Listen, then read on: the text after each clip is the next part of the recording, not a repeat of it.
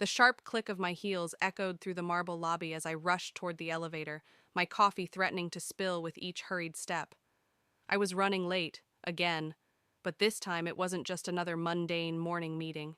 This was the pitch that would change everything. "Hold the door!" I called out, catching sight of familiar faces inside the elevator. My colleagues shifted awkwardly, avoiding eye contact. Something felt off, but I brushed away the nagging feeling.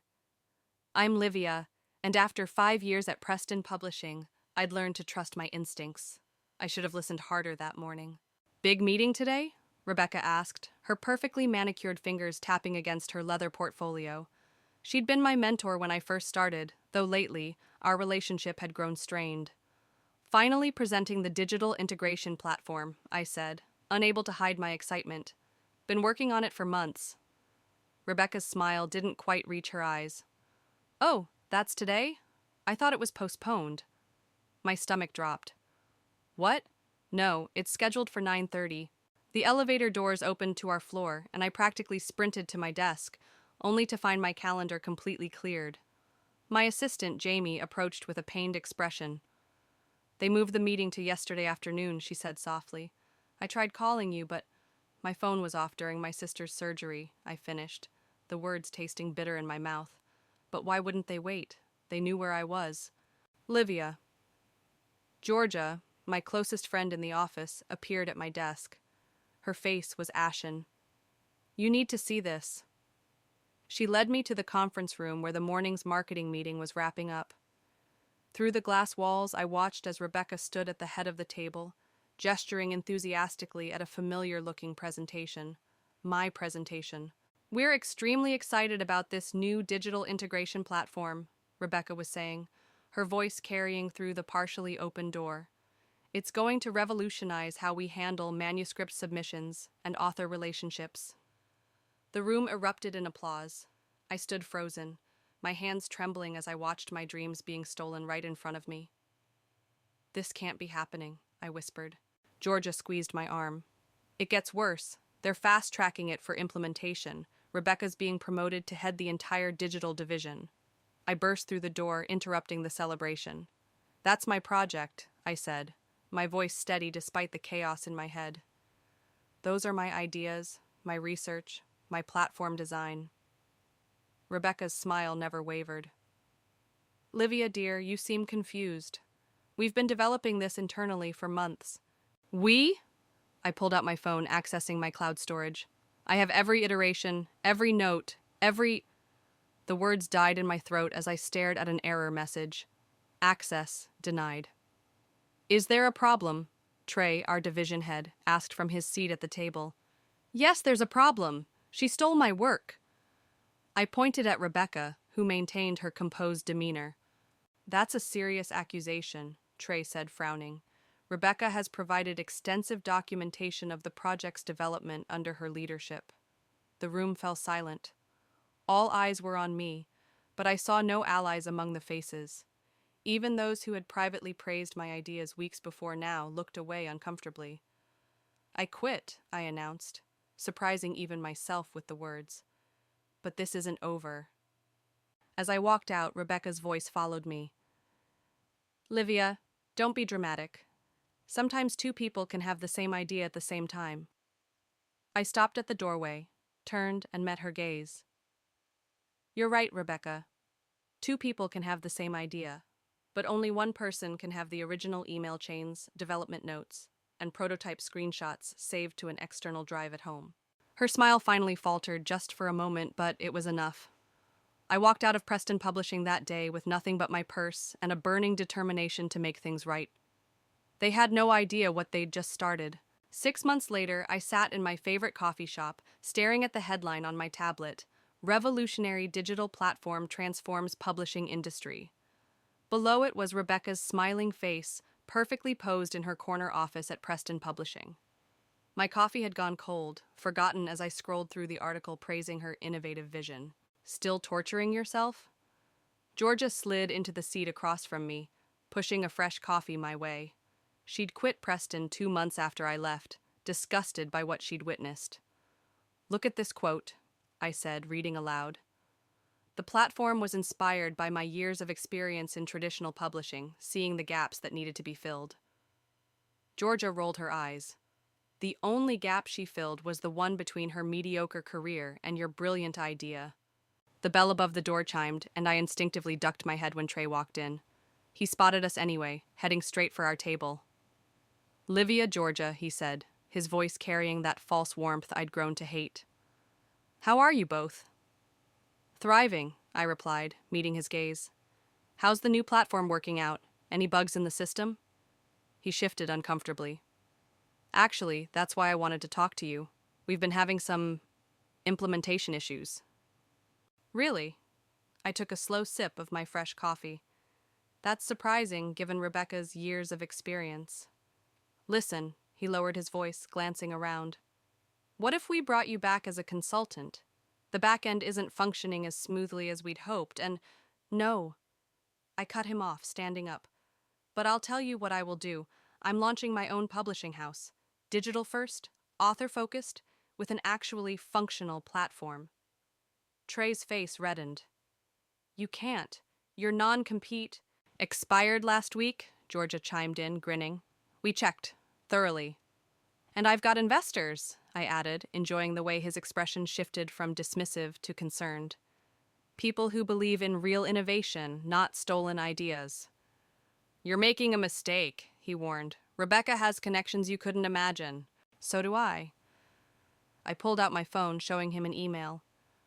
"Remember Nora from marketing? Turns out she kept copies of all the original correspondence about my platform, including some very interesting exchanges between you and Rebecca." The color drained from his face. "That's confidential information. So was my intellectual property." I gathered my things, ready to leave. "Tell Rebecca congratulations on the article. She should enjoy the spotlight while it lasts." As we walked out, Georgia squeezed my arm. "That was beautiful. But are you sure about the investors? Last time we talked—" "Check your phone," I said, smiling as she pulled it out. Her eyes widened at the notification. "Carson McCoy wants to meet? The Carson McCoy, head of Apex Publishing? Tomorrow morning. Turns out he's very interested in funding a competitor to Preston's revolutionary platform, especially one developed by the actual creator." "They're going to try to stop you," Georgia warned. "Rebecca won't just roll over." "Good," I said, hailing a cab. "Because I'm counting on it. I've spent 6 months building something better than what they stole. Something they can't touch." "What's the company name?" I showed her the trademark registration on my phone. "Phoenix Digital Publishing." "Rising from the ashes," she laughed. "Subtle." "Want to be my first hire?" I asked as we climbed into the cab. "I need a marketing director I can trust." "Are you kidding? I've been waiting for you to ask." Georgia pulled out her laptop. "I already have ideas for the launch campaign." As we drove through the city, I caught my reflection in the window. Gone was the naive woman who trusted too easily. In her place was someone stronger, someone ready to show the publishing world what real innovation looked like. "By the way," Georgia said, typing furiously, "Rebecca's speaking at the Publishing Innovation Summit next month." I smiled. "Perfect. Let's make sure Phoenix launches the week before." The scent of fresh paint and new furniture filled my office at Phoenix Digital Publishing. 3 weeks until launch, and everything was falling into place. Until my phone buzzed with a message that made my blood run cold. "We need to talk." Georgia burst into my office, waving her tablet. "Marcus just jumped ship to Preston." Marcus, our lead developer. The one person who knew every detail of our improved platform. "How bad?" I asked, already knowing the answer.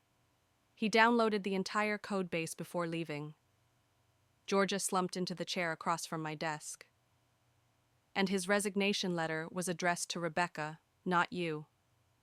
I gripped my desk until my knuckles turned white. "She got to him. How?" "Triple his salary from what I heard." Georgia's phone buzzed. "And it gets worse. He's doing interviews claiming he was the real architect behind Phoenix's platform." The door opened again, and Griffin, our legal counsel, walked in. I'd hired him last month, impressed by his track record of protecting tech startups. The fact that he made my heart skip a beat every time he smiled was purely coincidental. "I just heard," he said, loosening his tie. "We need to move fast. I'm filing for an immediate injunction." Will it work? I asked. Maybe, but Rebecca's smart. She'll have covered her tracks. He ran a hand through his dark hair. We need something stronger. My phone rang. Carson McCoy, our primary investor. I put it on speaker. Livia, tell me you have a plan. Carson's voice filled the room. The board's getting nervous. I always have a plan, I said, more confidently than I felt. But I need your help. What do you know about Marcus's history at other companies? Give me an hour, Carson replied. And Livia, don't let them see you sweat. After he hung up, Griffin moved closer to my desk. There's something else you should know. I did some digging into Rebecca's past projects. And? This isn't the first time she's done this. 3 years ago, a small tech startup accused her of stealing their submission management system. The case disappeared overnight. How did she manage that? Georgia asked. The startup's founder took a high-paying job at Preston and retracted all claims. Griffin's eyes met mine. Sound familiar? I stood up, walking to the window overlooking Manhattan. She thinks she can buy everyone's silence. Can she buy yours? A new voice asked.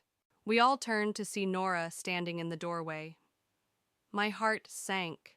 She was supposed to be our secret weapon, the insider with proof of Rebecca's theft. Rebecca sent me, she continued, placing an envelope on my desk. She's willing to make this all go away. Triple your current investment, plus a senior position at Preston. I picked up the envelope without opening it. Did she send you to Marcus first? Nora's silence was answer enough. Get out, I said quietly, and tell Rebecca she can keep her blood money. After Nora left, Georgia touched my arm. What now? Without Marcus or Nora?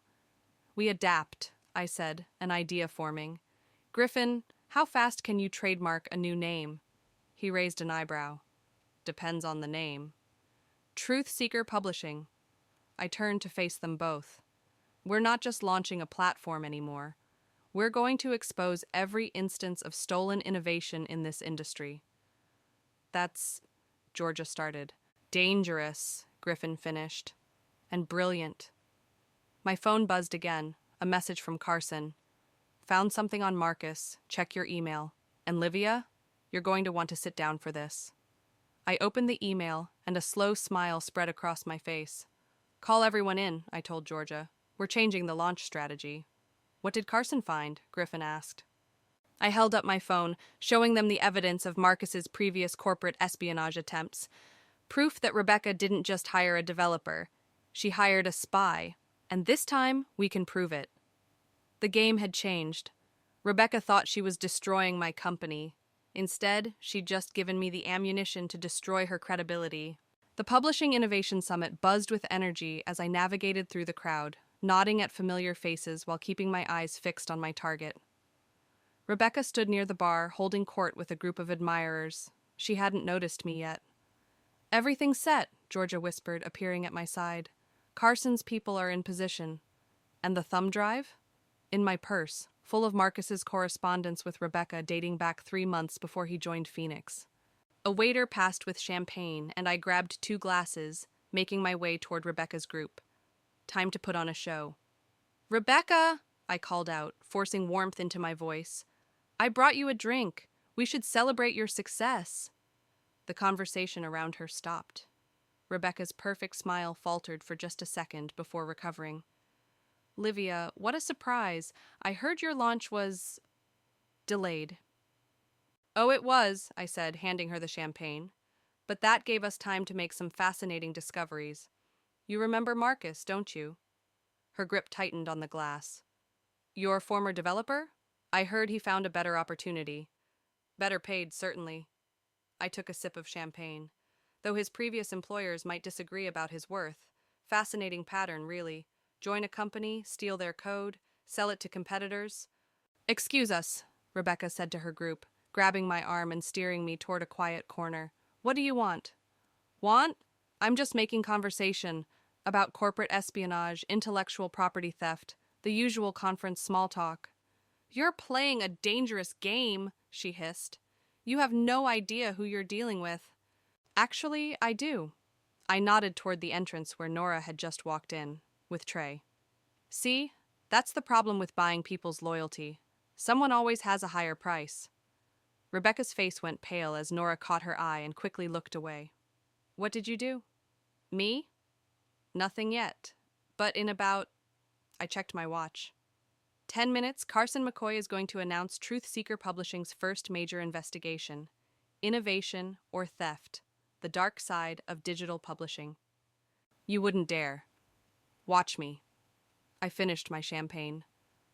Unless... Unless what? Her voice was barely a whisper. Resign. Today. Admit the platform was my creation. Walk away from Preston Publishing, and this all stays buried. You're bluffing, she said, but her hands were shaking. You can't prove anything. Griffin appeared beside us, right on cue. Actually, we can. Marcus kept very detailed records of your meetings, Rebecca, including the offshore account numbers. You set me up, she realized. No, I corrected her. You set yourself up. I just waited for the right moment. The room's attention shifted as Carson took the stage. Rebecca's eyes darted between him and me, panic rising. 5 minutes, I said softly. That's how long you have to decide. Stay and face the consequences, or leave with your reputation mostly intact. You don't understand, she pleaded, suddenly dropping her confident facade. There are others involved, bigger players. If this comes out, then they go down too, Griffin said. That's the point. Carson's voice boomed through the speakers. Ladies and gentlemen, I have an announcement that will shake the foundation of our industry. Rebecca grabbed her purse. This isn't over. Actually, it is. Georgia stepped forward, holding up her phone. Your resignation just hit the Preston Publishing Board's inbox. Funny how many people keep copies of their boss's email password. I watched Rebecca hurry toward the exit, her perfect posture finally broken. But her last words nagged at me, others involved. Bigger players. She's right, you know, Griffin said, reading my expression. This isn't over. Good, I replied, turning toward the stage where Carson was about to expose years of industry corruption. Because I'm just getting started. The room fell silent as Carson began to speak, and I felt the weight of dozens of eyes on me. Some frightened, some angry, some calculating. I'd just declared war on the entire publishing establishment, and I couldn't wait for the next battle. The waves crashed against the shore as Griffin and I walked along the beach, our shoes in hand. The morning after Carson's announcement, and my phone hadn't stopped buzzing with messages from industry insiders wanting to share their stories. You've started an avalanche, Griffin said, stopping to skip a stone across the water. 3 major publishing houses are facing internal investigations. 2 CEOs have already resigned. And Rebecca, gone dark, but her bank records show a first-class ticket to Switzerland. I dug my toes into the sand. Running to her bigger players? Probably, he turned to face me. Which brings me to why I asked you here. We found something in the Preston publishing servers, something bigger than stolen software. How much bigger? Try international money laundering. Griffin pulled out his phone, showing me a series of documents. Rebecca wasn't just stealing ideas. She was helping certain publishers hide illegal profits through fake digital contracts. My stomach churned. That's why she was so desperate to control the platform. It wasn't about the technology at all. Livia? George's voice carried across the beach as she jogged toward us, waving her tablet. You need to see this. She thrust the device into my hands. On the screen was an email from Trey, marked urgent. What you're about to uncover will destroy lives. Some people deserve it, others don't. Meet me tonight. Come alone. It's a trap, Griffin said immediately. Obviously, I agreed, but it's also our chance to understand how deep this goes. No way, Georgia protested. You can't meet him alone. Watch me. Griffin grabbed my arm. Livia, think about this. We're not talking about stolen software anymore. These people move millions of dollars illegally. They've already tried to destroy your company. What do you think they'll do to protect themselves now? I pulled away. They already took everything from me once. I won't let them do it again. Then don't go alone, he said softly. His hand found mine, and suddenly the crash of waves faded into background noise. Let me help. We could wire you, Georgia suggested, breaking the moment. Get everything on record. My phone buzzed. Another message from Trey. The cafe where you first learned the truth. 8 p.m. last chance. Fine, I said. Wire me, but I go in alone. You two stay in the car. And if it goes wrong? Griffin's grip tightened. Then you'll be right outside. I squeezed his hand back. But it won't. Because Trey's scared. And scared people make mistakes. Georgia cleared her throat. Speaking of scared people, Carson called. Rebecca's financial records show transfers to multiple offshore accounts. One of them belongs to someone we know. Who? She handed me her phone. The name on the screen made my blood run cold. No, I whispered. It can't be. Your old mentor, Griffin read over my shoulder. The one who first hired you at Preston. The one who introduced me to Rebecca. The pieces clicked into place. He's been part of this from the beginning. They didn't just steal my idea. They groomed me for it. Georgia touched my shoulder. What do you want to do? I looked out at the ocean, watching another wave crash against the shore. Each wave erased the marks in the sand, creating a clean slate. It was time to do the same with the publishing industry. We go to the meeting, I said. But we change the game. Instead of just exposing them, we give them a choice. What kind of choice? Griffin asked. I turned to face them both, my mind racing with possibilities. The kind that either saves their souls or damns them completely, and either way, we win. The sun was setting over the water, casting long shadows across the beach. In a few hours, I'd face Trey and finally learn the full truth. But this time, I wasn't the same naive person who trusted too easily. This time, I was ready for war. The cafe was nearly empty when I walked in at 7:55 p.m. Trey sat in the corner booth, looking older than I remembered. A laptop sat closed in front of him. You came alone? He asked as I slid into the seat across from him. Did you? He smiled weakly. Fair enough. Listen, Livia, what I'm about to show you... He paused, glancing around. There's no coming back from this. Like there was no coming back from stealing my platform? The wire under my blouse felt suddenly heavy. That was different. That was business. He opened the laptop. This is something else entirely. Show me. He turned the screen toward me. Financial records, contracts, emails, a decade of corruption laid bare, names I recognized, deals I'd heard whispered about at industry parties. Why are you showing me this? Because in 48 hours, it all comes crashing down. His hands trembled as he reached for his coffee. Federal investigation, international task force. Rebecca's disappearance triggered something we can't stop. And you want protection, I realized. That's why you called me here. I want to make things right. He pushed a flash drive across the table. Everything's here. Names, dates, accounts. Use it however you want. The door chimed. Through the reflection in the window, I saw two men in dark suits enter. You didn't come alone, I said quietly. I had to protect myself. Sweat beaded on his forehead. They made me call this meeting. They want to know what you know. I reached for my phone, the agreed-upon signal for Griffin and Georgia. Don't, one of the men said, sliding into the booth beside me. Let's keep this civil. Civil? I laughed. Like how you civilly stole my work? Or how you civilly laundered money through fake contracts? Careful, Ms. Walsh, the second man warned, standing at the end of the table. You're playing a game you don't understand. Actually, I smiled, I understand perfectly. That's why I brought backup too. On cue, Carson McCoy walked through the door, followed by two federal agents. What did you do? Trey whispered. I learned from the best, I said, standing up. Always have a contingency plan. The suits reached for weapons but froze when they saw the agents' badges. The flash drive, the first man demanded. Oh, you mean this one? I held it up. The one with the tracking device that's been broadcasting your location for the last 10 minutes? That flash drive? Trey's face crumpled. You knew. I knew you'd try to play both sides. Just like you did with Rebecca. I turned to the federal agents. The men you're looking for are right here, and I believe Mr. McCoy has some interesting documentation about their activities. As the agents moved in, Griffin and Georgia entered the cafe. Everything recorded? I asked. Georgia patted her tablet. Crystal clear, including their threats. You've made a serious mistake, the second man said as handcuffs clicked around his wrists. No, Griffin stepped forward.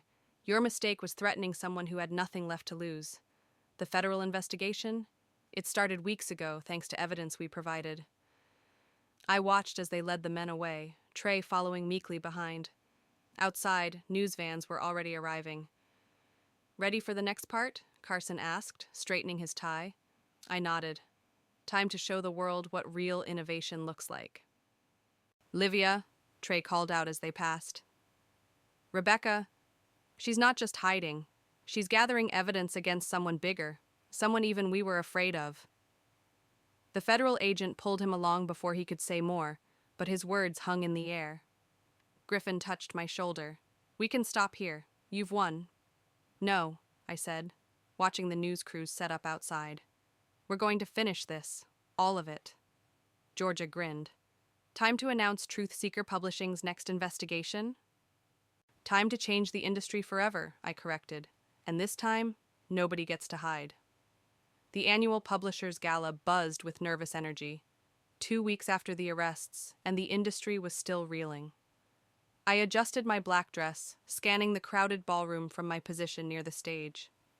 She's here, George's voice crackled through my earpiece. Back entrance, just like we predicted. I touched my ear. Are you sure it's her? Positive. Rebecca's wearing a blonde wig, but it's definitely her. Griffin appeared at my side, champagne glasses in hand. Federal agents are in position. Should I give the signal? Not yet. I took a glass, watching Rebecca slip through the crowd. She came back for a reason. Let's find out what it is. The lights dimmed as the ceremony began. I was scheduled to speak last, the industry's newest whistleblower-turned-innovator, as the press called me. Rebecca found a spot near the emergency exit, her eyes darting between the stage and something across the room. Target spotted, Georgia whispered. Far corner, by the ice sculpture. You're not going to believe who it is. I followed her gaze and nearly dropped my glass. Standing in the shadows was Harold Masters, chairman of the International Publishing Association. The man who controlled every major book award, every significant grant, every career-making opportunity in the industry. It was him, I breathed. He's the one they were all protecting. Livia, Griffin warned, don't do anything rash. But I was already moving, weaving through the crowd toward Rebecca. She saw me coming and turned to run, but I caught her arm. Hello, mentor, I said quietly. Brought more stolen ideas to sell? You don't understand, she hissed. I came to warn you. Harold, he's going to destroy everything you've built. Why should I believe you? She pressed a phone into my hand.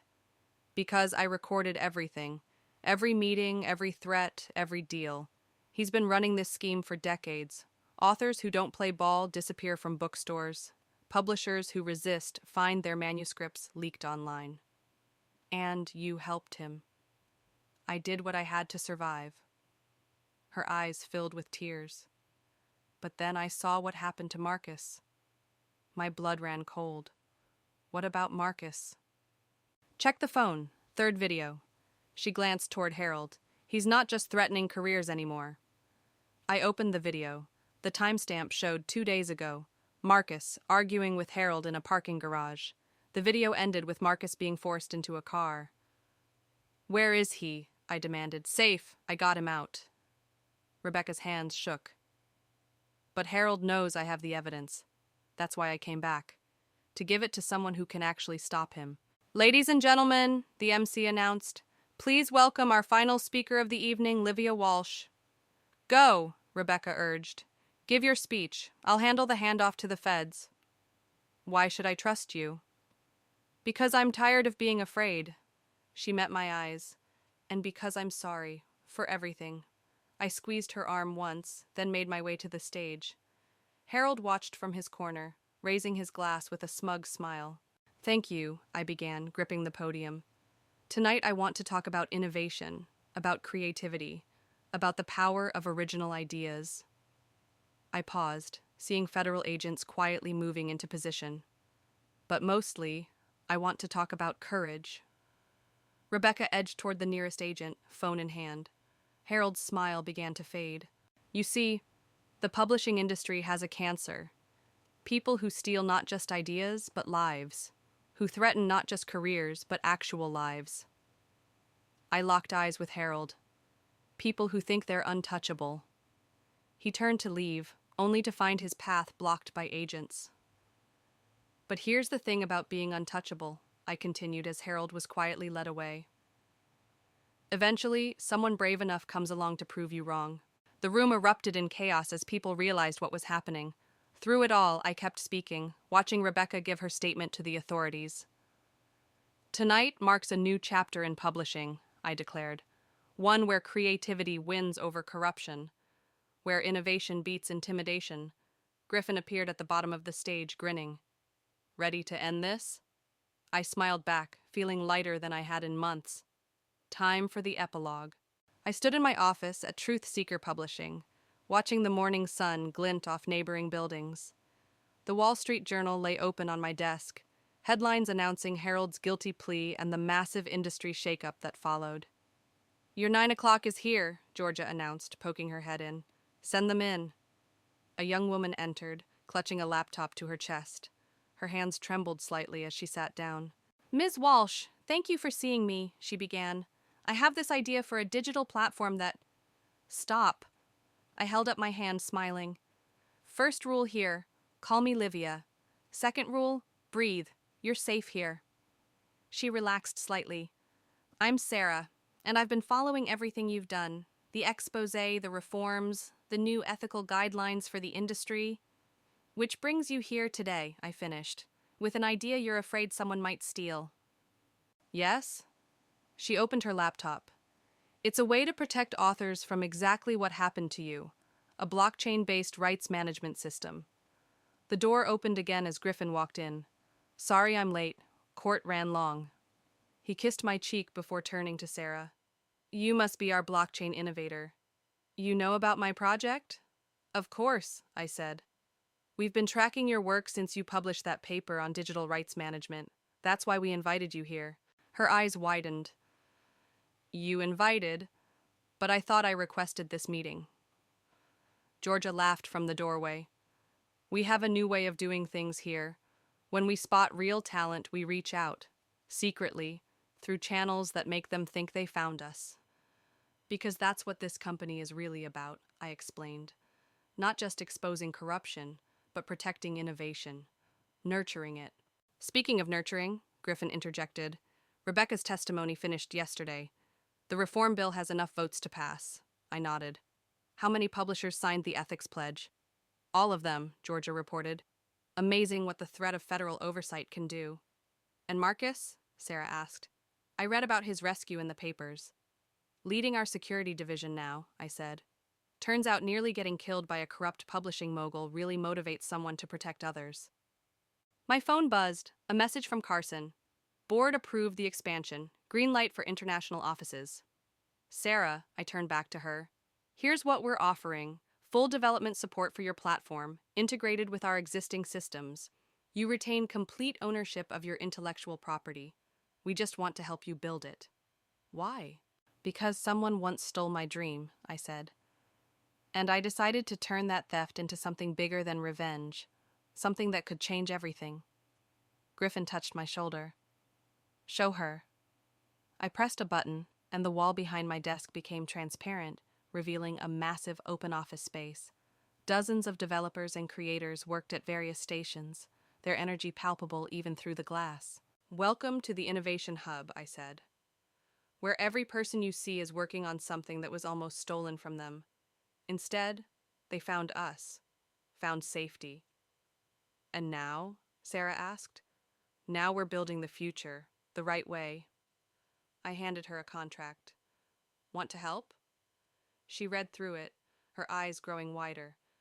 This is incredibly generous. That's what happens when you put creators first, Griffin said. Also, Georgia added, you should know our CEO has a thing about karma. I laughed. True, but mostly I believe in second chances. in building something better from the ashes of what was lost. Sarah signed the contract with a flourish. When do I start? Right now. I pressed the intercom. Marcus, ready for the tour? As Marcus led Sarah toward her new team, I caught Griffin's smile in the reflection of the now opaque wall. Happy? He asked. No, I replied, watching Sarah's excited gestures as she described her project to her new colleagues. I'm something better than happy. I'm fulfilled. The morning sun painted the office in shades of gold, and I could feel the pulse of innovation beating through the building. This was more than revenge, more than redemption. This was revolution.